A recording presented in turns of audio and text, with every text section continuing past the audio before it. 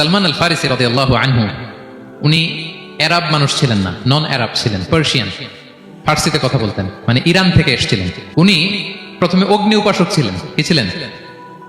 অর্থাৎ ওই যে জরাথুস্ত যারা আগুন দেখলে এরা পূজা করে, আগুনের পূজা যারা করে, জরস্ট্রেনিয়ান, এই ধর্মে বিশ্বাসী ছিলেন। আগুনের পূজা করতেন ইরানে। তিনিও আগুনের পূজা করে, তার বাবাও আগুনের পূজা করে। তো একদিন বাবা একটা কাজে পাঠিয়েছে, ওই কাজ করতে যেয়ে সে খ্রিস্টানদের গির্জা ক্রস করতেছিল। ছোট মানুষ গির্জা ক্রস করতে যেয়ে দেখে খ্রিস্টানরা কেমন যেন আলাদা ইবাদত করে, নামাজ পড়ে। এটা দেখে খুব ভালো লাগছে, তার খুব ভালো লাগছে। বাড়িতে এসে বাবারে বলে, বাবা আমি দেখলাম যে খ্রিস্টানরা তাদের চার্চে গির্জায় নামাজ পড়ে, এটা তো অনেক সুন্দর, আমরা যে আগুনের সামনে যা করি এটার চেয়ে ওইটা সুন্দর। বাবা বলে, খাইছে, ছেলে তো আমার শেষ হয়ে যাবে। বলতেছে, না না বাবা, আমরা যে আগুনের উপাসনা করি এটাই ভালো। উনি বলেন, না, আমি অনেক চিন্তা করেছি, ওরা যেভাবে গডের কাছে চায় ওইটা শ্রেষ্ঠ।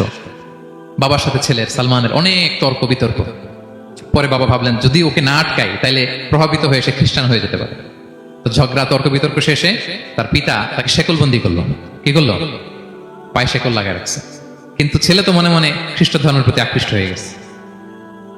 তো ওই খ্রিস্টানরা তার সাথে লুকিয়ে যোগাযোগ করতো।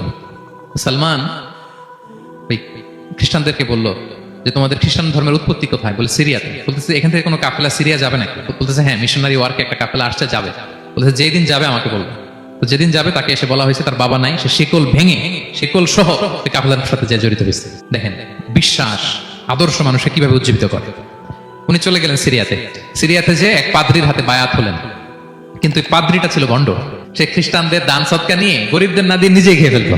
তো বেচারা পড়লো বিপদে, যে হায় রে, এত সুন্দর ধর্ম রে কারাপ্টেড করতেছে সে। পরে এই পাদ্রি যখন মারা গেল, সালমান সে আরেক পাদ্রির কাছে গেল। আরেক পাদ্রির কাছে গেল, ওই পাদ্রি আবার অনেক ভালো, খুবই ইবাদত করে। তো ওই পাদ্রি কিছুদিন থাকার পর ওই পাদ্রিও মারা গেল। ওই মারা যাওয়ার আগে সে জিজ্ঞেস করতেছিল যে, পাদ্রি, এই বর্তমান পৃথিবীতে সবচেয়ে ভালো খ্রিস্টান পাদ্রি কে? বলতেছে, আর কেউ নাই। যদি ভালো খ্রিস্টান পাদ্রি তোমাকে পেতে হয়, জানতে হয়, তোমাকে ইরাকের মোসেল শহরে যেতে হবে। এবার মোসেলে যে সে আরেক খ্রিস্টান পাদ্রির কাছে থাকলো। কিছুদিন পরে ওই পাদ্রিও মারা গেল।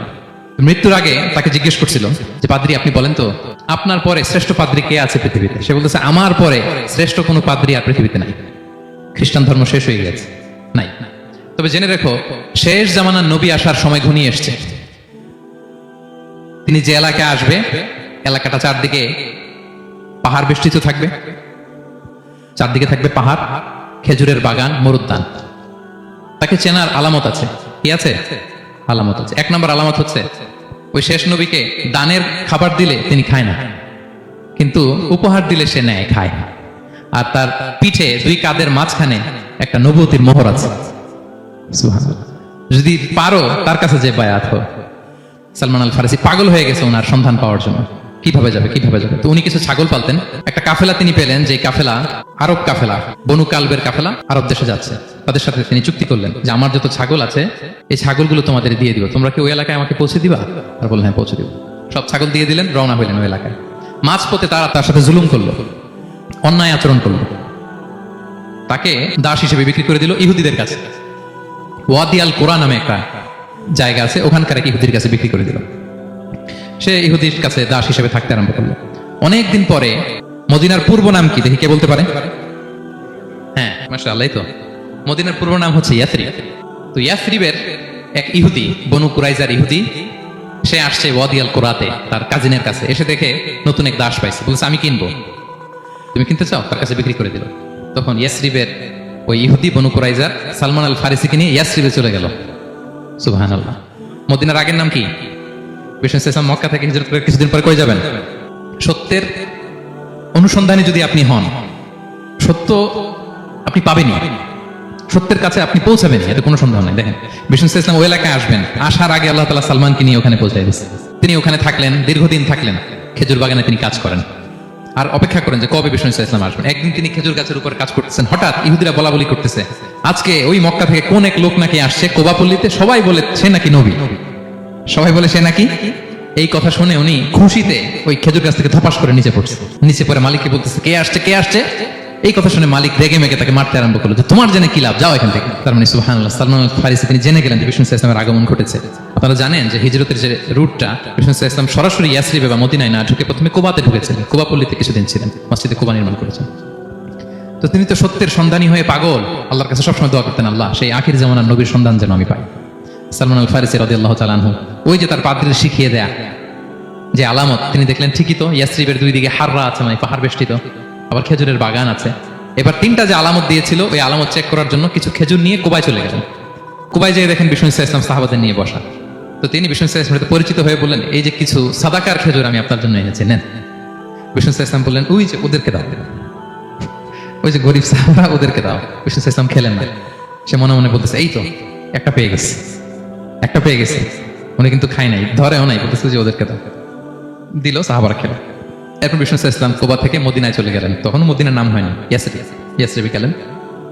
এবার কিছুদিন পরে আরো কিছু খেজুর নিয়ে সালমান রাদিয়াল্লাহু তাআলা আনহু বিষ্ণু সাল্লাল্লাহু আলাইহি ওয়াসাল্লামের কাছে গেলেন। এবার যে বললেন, কিছু খেজুর আমি উপহার হিসেবে আপনার জন্য এনেছি, আপনি কি গ্রহণ করবেন? বিষ্ণু সাল্লাল্লাহু আলাইহি ওয়াসাল্লাম বললেন, অবশ্যই গ্রহণ করব। বলেই তিনি একটা নিয়ে খেতে শুরু করলেন, খেলেন এবং বিতরণ করলেন। মহা খুশি, এই তো পেয়ে গেছি দুইটা সাদাকার খেজুর, বলেছি ধরেও নাই, খায় নাই। যখনই বললাম উপহার খেয়েছে। এবার বাকি রইল কয়টা? সেটা কি? নবুয়তের সিলমোহর, দ্য সিল অফ প্রফেসি। এটা তো দেখা এত সহজ না, যদি এদিকে থাকে, জামা পরে থাকলে দেখা যাবে? তো এটার জন্য প্রায় যায়, কিন্তু ব্যাটে বলে হয় না, ট্রাই করে কিন্তু দেখা যায় না। একদিন তিনি গেলেন, এবং এটার জন্য তো পিছে পিছে থাকতে হবে, কি বলেন? কথা নেই বার্তা নেই, হুট করে পিছু পিছু ঘোরা যায় নাকি কারো? একদিন একটা উপলক্ষ তৈরি হলো, সেটা কি?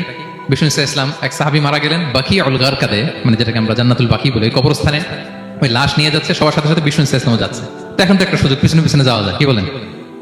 এইবার সালমান এসে পিছু ছাড়ে না, নবীজির পিছনে পিছনে যায়, কিন্তু স্বাভাবিক যাওয়া না, একটা আছে সিম্পলি হাঁটা, এরকম না, একবার এদিকে যায়, একবার ওদিকে যায়, একবার এদিকে যায়। আর কোনো সাহাবারা মনে মনে ভাবে, ঘটনা কি, এরকম করে কেন লোকটা? কিন্তু বিষ্ণু সাল্লাল্লাহু আলাইহি ওয়াসাল্লাম তো জানেন কেন এরকম করতেছে, ঠিক কিনা বলেন? বিষ্ণু সাল্লাল্লাহু আলাইহি ওয়াসাল্লাম সেদিন দুইটা চাদর পরেছিলেন, একটা নিচে আর একটা উপরে, নিচে লুঙ্গি আর একটা চাদরটা দিয়ে গা ঢেকেছিলেন। বিষ্ণু সাল্লাল্লাহু আলাইহি ওয়াসাল্লাম ইচ্ছে করে পিঠের চাদরটা একটু নিচের দিকে নামালেন, যাতে করে সে যেটা খুঁজতেছে ওটা দেখে ফেলে। বিষ্ণু সাল্লাল্লাহু আলাইহি ওয়াসাল্লাম চাদরটাকে একটু করে নিচে নামালেন, নামানোর সাথে সাথে তিনি দেখলেন দ্য সিল অফ প্রফেসি, মাহরুন নবুয়া।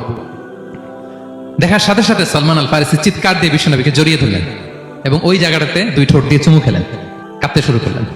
বিষ্ণু সাল্লাল্লাহু আলাইহি ওয়াসাল্লাম বললেন, কেন কাঁদো তুমি? এতক্ষণ আমি আপনাদেরকে যা শোনালাম, সালমান পুরো ঘটনাটা বিষ্ণু সাল্লাল্লাহু আলাইহি ওয়াসাল্লামের কাছে বর্ণনা করলেন। বললেন, ইয়া রাসূলুল্লাহ, এই জন্য কাঁদি, আমি ছিলাম অগ্নি উপাসক, সত্যের সন্ধানে আমি খ্রিস্ট ধর্ম গ্রহণ করেছি। 3 খ্রিস্টান পাদ্রী শেষ করে সর্বশেষ যে ভালো পাদ্রীটা, উনি বলছে যে উনি মরার পরে আর কেউ ভালো পাদ্রী নাই, আখির জামার পায়গাম্বার আগমনের সময় এসেছে। পাহাড়ি এলাকা, চারদিকে খেজুর বাগান, এরকম জায়গায় উনি আসবে। আর 3টা সাইন বলেছে, উনি সাদাকা খায় না, উপহার নেয়, খায়, আর তার পিছনে থাকবে মাহরুন নবুয়া, নবুয়তি সিল। সুবহানাল্লাহ। বিষ্ণু সাল্লাল্লাহু আলাইহি ওয়াসাল্লাম খুশি হলেন, তাকে শাহাদা পড়ালেন এবং বললেন যে, তোমার এই দাসত্ব থেকে মুক্তির জন্য কি লাগবে? সে বলে যে, আমার চুক্তি হয়েছে 300 খেজুর গাছ লাগবে। কয়শো? বিষ্ণু সাল্লাল্লাহু আলাইহি ওয়াসাল্লাম বললেন, কে আছো তোমাদের ভাইকে সাহায্য করবা? কেউ 20টা, কেউ 30টা, কেউ 40টা। সব সাহাবারা ডোনেট করে 300 খেজুর দিয়ে দিলেন, খেজুরের গাছ হয়ে গেল। আর 40 গ্রাম স্বর্ণ, এটাও দিতে হবে। তো কোন এক যুদ্ধে বিষ্ণু সাল্লাল্লাহু আলাইহি ওয়াসাল্লাম একটা ছোট্ট স্বর্ণের টুকরো পেয়েছিলেন, বললেন, যাও এটা নিয়ে ওজন দাও, ওজন দিলে দেখবা হয়ে গেছে। ওইটা নিয়ে ওজন দেওয়া হলো, দেখা গেল মুহূর্তে একেবারে সমানে সমানে 40 গ্রাম হয়ে গেছে। সালমান আল ফারিসি রাদিয়াল্লাহু তাআলা। তারপর থেকে মৃত্যুর আগ পর্যন্ত বিষ্ণু সাল্লাল্লাহু আলাইহি ওয়াসাল্লামের সাথে ছিলেন, সবগুলো যুদ্ধে অংশগ্রহণ করেছেন। এবং 5ম হিজরিতে ওই যে পরীক্ষা খননের কথা আমরা জানি না, দ্য ব্যাটল অফ ট্রেন্চ, এই বুদ্ধিটা আসছিল সালমান রাদিয়াল্লাহু তাআলার মাথা থেকে। এটা হচ্ছে ওনার ব্রেন চাইল্ড, কারণ আরব দেশে এরকম পরীক্ষা খনন করার ট্রেডিশনই ছিল না। উনি তো আরব দেশের না, আসছে পারস্য থেকে। ওনার এই বুদ্ধি পরামর্শ নিয়ে বিষ্ণু সাল্লাল্লাহু আলাইহি ওয়াসাল্লাম 5ম হিজরিতে পুরো মদিনার চারদিকে খনন করে এই পরীক্ষা করেছিলেন।